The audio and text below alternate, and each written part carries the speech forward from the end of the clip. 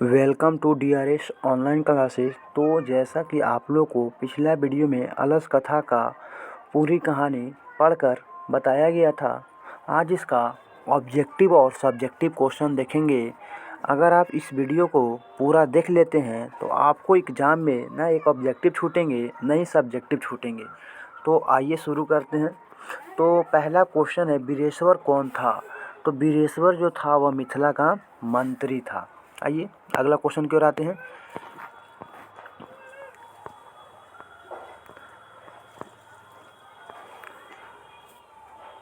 अलसशाला में आग क्यों लगाई गई? तो अलसशाला में आग लगाई गई थी आलसियों के परीक्षा करने के लिए कि कौन कौन सच में आलसी है और कौन कौन आलसी नहीं है। तो परीक्षा करने के लिए, आलसियों की परीक्षा के लिए अलसशाला में आग लगाई गई थी। अगला क्वेश्चन क्यों आएंगे। अगला क्वेश्चन है, आलस कथा के रचयिता कौन है? तो आलस कथा के जो रचयिता हैं वो है विद्यापति। तो इसका सही आंसर हो जाएगा विद्यापति। अगला क्वेश्चन क्यों आएंगे। अगला क्वेश्चन है, अलसशाला में आग लगने पर भी कितने लोग नहीं भागे? तो अलसशाला में आग लगने पर 4 लोग नहीं भागे थे। तो आप लोग से फिर से रिक्वेस्ट करना चाहते हैं कि आप सभी अगर उस वीडियो को नहीं देखे हैं अलस कथा का, तो आप जाके पहले उस वीडियो को देख लें, उसके बाद ऑटोमेटिक आपसे सारे क्वेश्चन बन जाएंगे। अगला क्वेश्चन क्यों रहेंगे। अगला क्वेश्चन आपका है, संसार में बच्चों का सच्चा रक्षक कौन होता है? तो बच्चों का जो रक्षक होता है वो होता है माता, यानी वो माता होती है। इसका सही आंसर हो जाएगा माता। अगला क्वेश्चन क्यों रहेंगे। अगला क्वेश्चन है, घर में लगी आग को देखकर कौन लोग पलायन हो गए? तो घर में जो आग लगा हुआ था उसको देख के धूर्त लोग क्या हो गए? पलायन हो गए। पलायन मीन्स भाग गए। जब आग लगा तो सारे के सारे धूर्त भाग गए। अगला क्वेश्चन क्यों रहेंगे। चारों आलसियों को कैसे बाहर निकाला गया? तो आपको हम बताए थे कि जो आलसी था उसको केस पकड़कर बाहर निकाला गया था। तो इसका सही आंसर हो जाएगा सी, केस पकड़कर उन्हें बाहर निकाला गया था। अगला क्वेश्चन क्यों रहेंगे, बनावटी आलस्य दिखाकर कौन भोजन ग्रहण करते थे? तो बनावटी आलस दिखाकर धूर्त लोग भोजन करते थे। तो इसका सही आंसर हो जाएगा बी। अगला क्वेश्चन क्यों रहेंगे, स्थिति सौकर्य मूल्य ही ... केना धावंती जंतव, यह युक्ति किस पाठ से संकलित है? तो यह युक्ति जो है वो आपका संकलित है किस पाठ से? अलस कथा से। तो इसका सही आंसर हो जाएगा अलस कथा। इसका ऑप्शन ए हो जाएगा सही, अलस कथा। अगला क्वेश्चन क्यों रहेंगे। अगला क्वेश्चन आपका है, वास्तविक आलसियों की संख्या कितनी थी? माने कितनी आलसी वास्तविक थे? तो 4।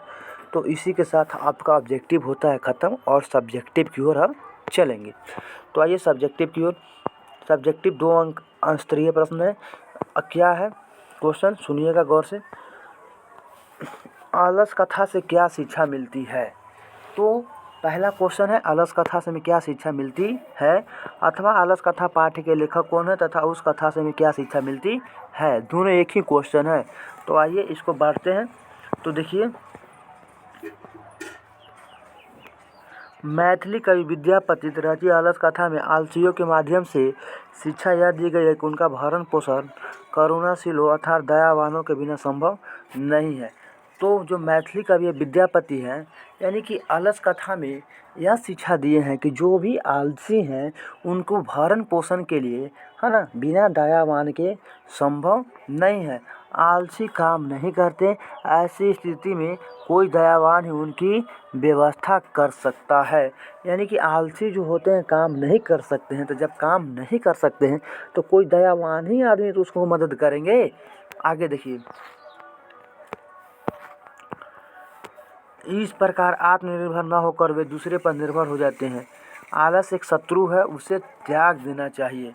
यानी कि आलस कथा शिक्षा से हमें यह मिलती है कि हम लोग को आलस नहीं करना चाहिए, है ना, हम लोग को मेहनत करना चाहिए। और आलसियों को बिना दयावान के कोई नहीं है, ऐसा कौन बोलता है? विद्यापति।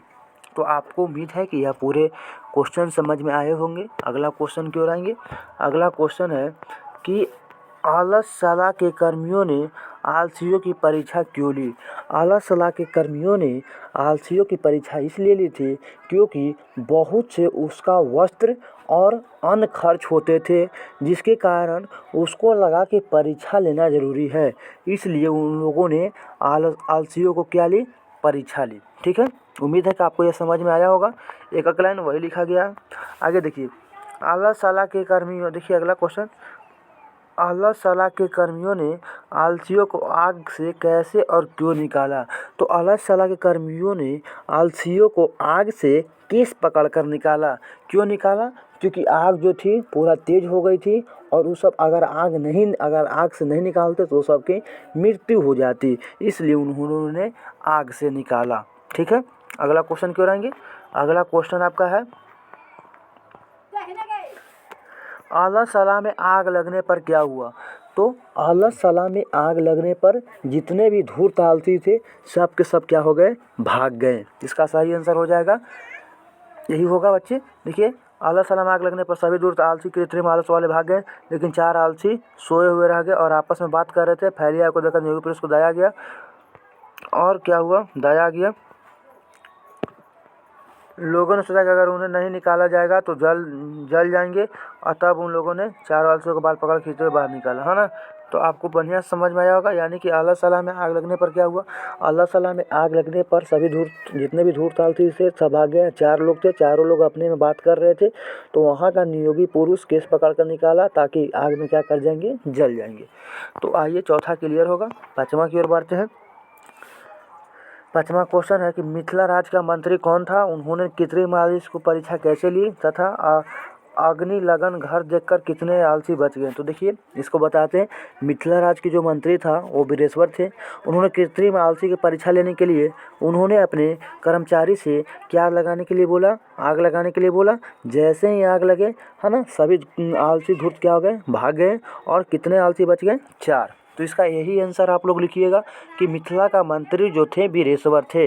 उन्होंने कृत्रिम आलसी को परीक्षा लेने के लिए जो वहाँ का कर्मचारी था उसे आग लगाने के लिए बोले।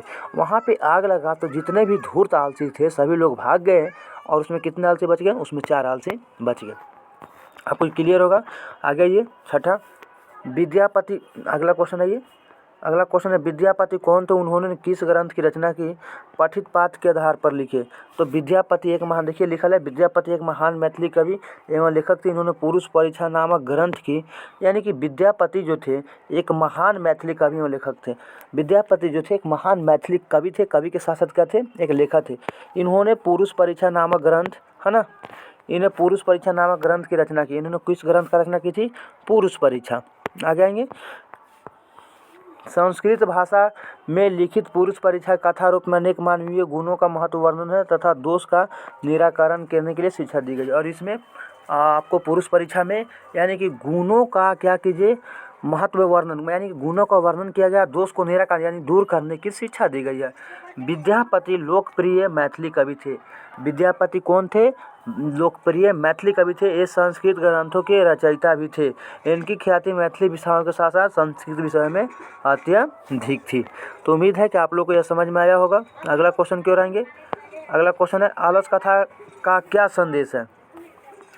आलस कथा का क्या संदेश है अथवा आलस कथा पाठ में किस पर चर्चा की गई है? तो देखिए, आलस कथा संदेश है कि आलस एक महान रोग है। आलस से एक क्या है? महान रोग है। जीवन में विकास के लिए व्यक्ति का कर्मठ होना अत्यंत आवश्यक है। आलस शरीर में रहने वाला महान शत्रु है। ठीक है, तो आप सबको उम्मीद है कि ऑब्जेक्टिव और सब्जेक्टिव समझ में आया होगा। तो थैंक यू, मिलते हैं अगले वीडियो में। धन्यवाद।